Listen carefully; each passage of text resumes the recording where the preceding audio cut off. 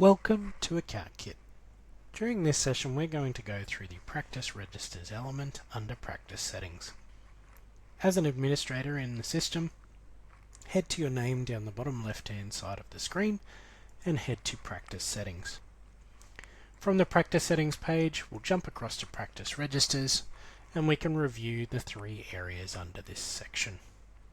The first area is our Practice Address Register. This allows us to see the addresses allocated to our platform across our various entities and clients.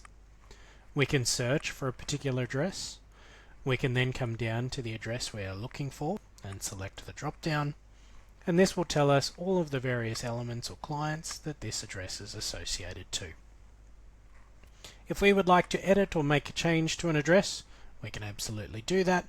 We click on the address and make the relevant change as we need to apply it across all of those.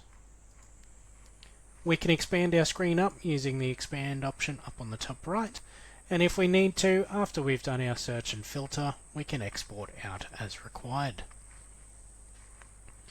The next section is our Client History Register, and this allows us to see all of the changes being made to clients across your organization, giving you a full audit trail of which staff or which systems, including XPM changes, are being made across client cards. We can select the user that is making those changes. We can filter by the client, the group, and any keyword or a date range we'd like to see, giving you full audit control over the changes being made to clients in AccountKit. Should you wish to export those elements, clicking the three dots up the top gives you that ability to export. Finally, we jump down to the User History Register. This gives us an outline of who is logging into the AccountKit platform and when. Select the username, the date range, and any keywords for your search, and then this will give you an outline of when people are logging in or making changes as they need to.